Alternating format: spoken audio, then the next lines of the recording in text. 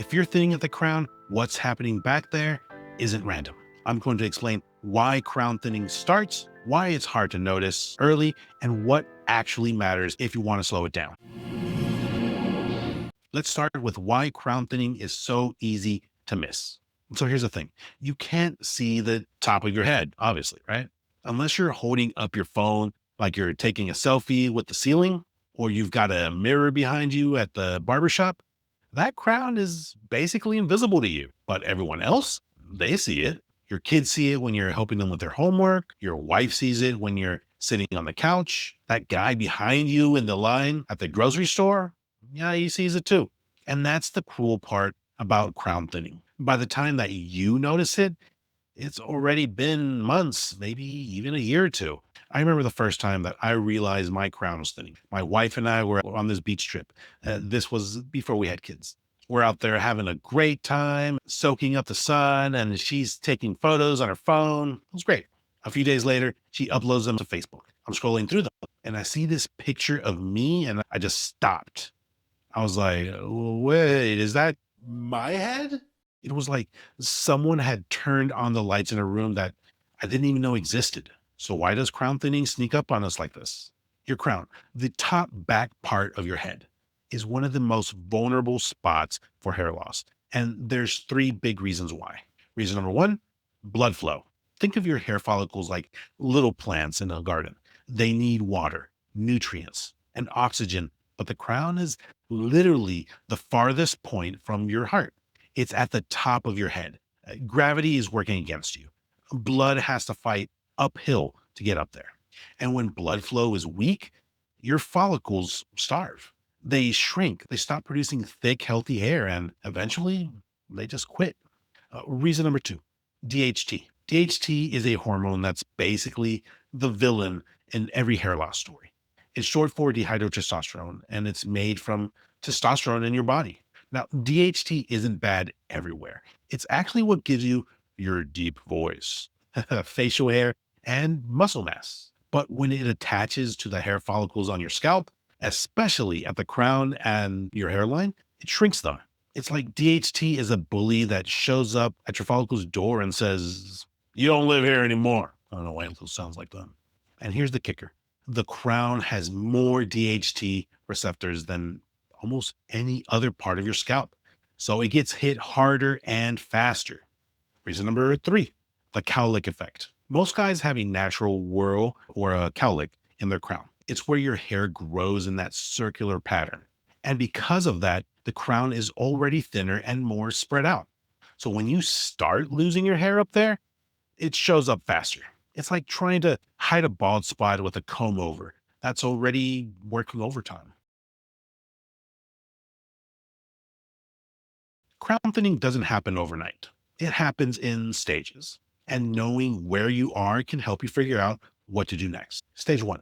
This is the, is that a bald spot stage? This is where you first notice it. Maybe in a photo, maybe your barber mentions it. Maybe your wife casually says, "Babe, I can see your scalp back there." At this stage, the hair is still there. It's just thinner. The follicles are shrinking, but they're not dead yet. This is the best time to do something about it because once a follicle dies, it's game over. You can't bring that bad boy back to life without a hair transplant. Stage two, the "I can't ignore this anymore" stage. Now the thinning is obvious. You can see your scalp clearly. The hair around the crown is noticeably weaker than the rest of your head. At this stage, you're probably Googling how to fix crown thinning at 11 p.m. while your wife is asleep. Don't worry, I've been there too. The good news, you can still make progress here. The follicles are miniaturized, but they're not completely gone. Stage three, the bald spot stage. This is where the crown is mostly bald. The follicles have shut down. The skin is smooth, and unless you're going the transplant route, you're looking at keeping it short or owning the bald look. And look, there's absolutely nothing wrong with that. But if you're in stage one or stage two, you've got options and you've got time. Now, here's the thing. If you're in stage one or stage two, your scalp needs two things: stimulation and nourishment. And that's exactly why we put together the starter reset kit this month. This isn't about fixing your hair overnight. It's about giving your scalp a clean slate after the holidays. Call it a fresh start. Here's what's in it. You get a bottle of the main growth elixir, over 40 natural botanicals that support blood flow, block DHT, and nourish your follicles from the outside in. And you get the scalp stimulator tool, which helps prep your scalp so that the elixir can actually work. Think of it like this: the stimulator preps the soil, the elixir feeds the roots. This kit is only available in January, a limited batch, and it's only for people who are watching this video. Here's how it works. Go to wasaamain.com, add the main growth elixir to your cart. At checkout, enter the code Fresh Start. And when you do that, the scalp stimulator gets added automatically at no extra cost. Plus, you get free US shipping. This isn't a magic pill. It's not going to give you a full head of hair by next week.